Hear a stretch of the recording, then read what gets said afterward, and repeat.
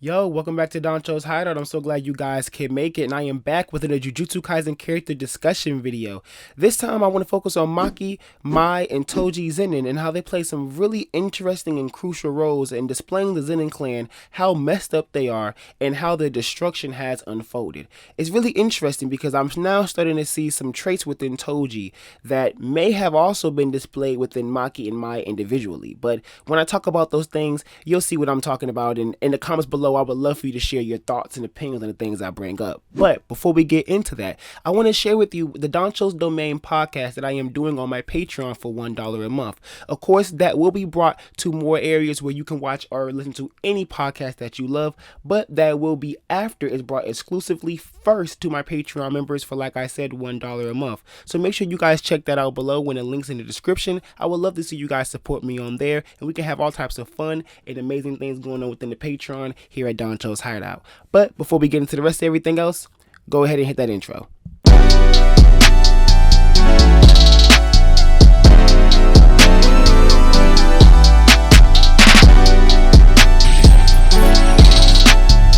It is really interesting to see characters like Maki, Mai, and Toji be brought into a world like Jujutsu Kaisen, a world where characters with power is the focus and being powerful is the definition of survival.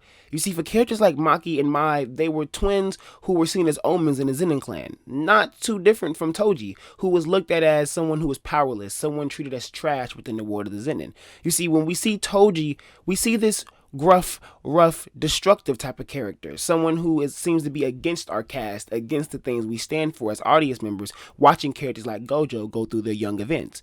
But as we learn more about Toji, we see things unfold with him within Hidden Inventory and his death, and also see things unfold within his mind and his past within the Shibuya arc. We start to understand that Toji really is a pretty complex character, especially dealing with a pretty messed up family like the Zenin clan.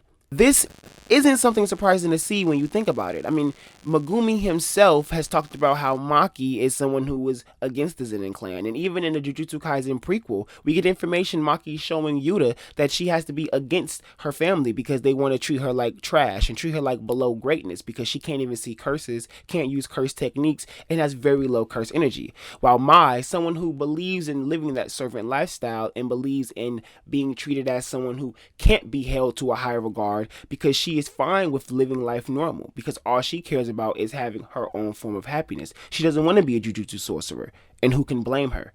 I think there's a very powerful misconception when it comes to all three of these characters because you think you understand them until Akutami starts to really break them down and then give them a lot more context to the decisions that they make. Mai is the very crucial example for me personally when I say this because at first I seen Mai as a very selfish character, a character that didn't want to see Maki shine because Maki shining means that she cannot be dull, meaning that she cannot be simple. She cannot be a regular servant. If Maki decides to try to fight strong, if Maki decides to stand up, they may expect the same thing from Mai.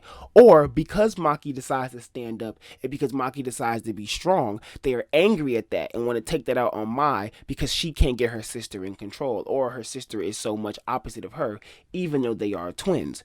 It's really messed up that the Zenin clan has this idea that if you do not have power, you can't be someone important in their world. Toji himself says that his goal became to throw away that pride that he once had of wanting to destroy the Zenin clan and wanting to destroy the Jujutsu world.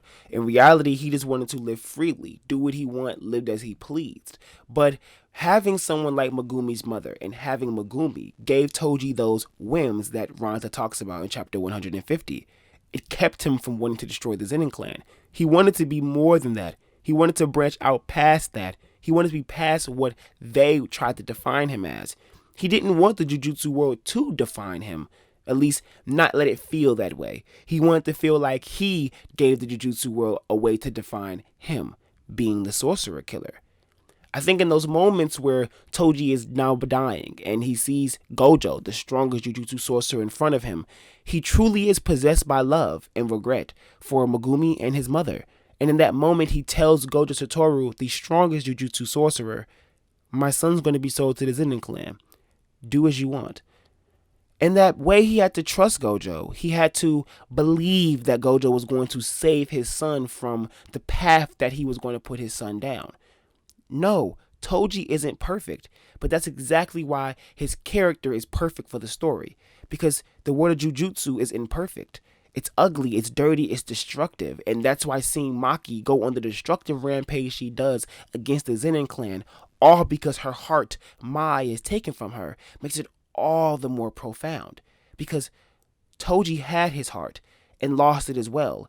And he could have formed a new heart with Megumi, and he somewhat did, but he seen that heart as something too precious for him to try to hold on to. So he needed to let it go, for it to flourish and strive and be its own thing. Megumi did not have his father, yet Maki and Mai grew up with their parents, and Megumi had a much more loving environment around him than they did. When I talk about Toji having traits and aspects that Maki and Mai could have had individually, I'm talking about that feeling of wanting to be your own entity and proving yourself. That is within Maki. But then that drive of wanting to be separated from the world of Jujutsu, to be simple, for it to be normal, for you to be able to live your life happily in a different way is Mai. Mai didn't mind being that servant. She didn't mind being below everyone else as long as she had her sister, because they were two parts of one whole. The body is the soul, and the soul is the body. Specifically, if you are two identical twins, you guys' souls are connected in ways that other people may not even be able to understand. Hence why Maki and Mai were sharing an innate domain inside themselves. Talking about Maki and Mai specifically within the two of them, their relationship has gotten me so emotional and has become something so profound within the Jujutsu Kaisen story, because we see now that souls can be connected in a very, very deep way. But then not only can they be connected in a deep way, they can also be the deciding factor for each other's fates. Maki deciding to be the one to try to fight for that independence, fight to be strong and break the curse in that way, caused Mai, someone who was willing to be more subservient, to feel drug along, to feel like they're being forced to go about the things around them. And no one ever wants to feel that way, because you start to feel like you are losing your individuality. And since she is already a twin, since she is already connected to her sister, that could have been a bittersweet feeling. It obviously was a bittersweet feeling. The knowledge that she eventually would need to give up what she is as an entity so that her sister can reach a new height, can reach the strength that she's been striving so hard for. How can Mai not feel like she got the shit end of the stick, for lack of better phrasing? How can she not feel like everything else is against her, that the world of Jujutsu has chosen her as the martyr? But she embraced it. She decided that she was going to take this path and that she was going to do it out of the love for her sister. But she needed to make sure one mission was clear: to destroy everything. To give Maki a clean slate. Yes, Maki's heart is gone, and she may be different from here on out. But even with leaving, Mai knew that she would have the strength to be able to fend for herself. Because no matter what Maki had that Mai did not have was a loving family outside the Zenin clan. Of course, the Kyoto kids are connected in their own ways. Momo loves Mai. They have a connection that is different than we've seen any of the Kyoto kids have, other than Miwa and Kokichi. But even with that being said, Maki has this very special relationship with every single one of her classmates, every single one of her underclassmen, and her fellow classmen within the same grade as her. Every single one of them have this respect for Maki. They have this understanding that she's someone who has endured, someone who is trying to fight for more. And seeing what she's gone through, seeing how she has changed, seeing how things have been taken from her, I think this is when she'll need them the most. And when that loving factor that Gojo wanted to instill in his students will truly shine. So, as we look at Toji and we look at Maki and we look at Mai, I also would like to bring up the fact that heavenly restriction and a lack of curse energy seems to be a norm to a degree within the Zenin clan. Of course, we know that being a Jujutsu sorcerer is not common, but for the Zenin clan to be a clan so focused on heredity, so focused on making sure everyone is powerful, inbreeding is kind of obvious.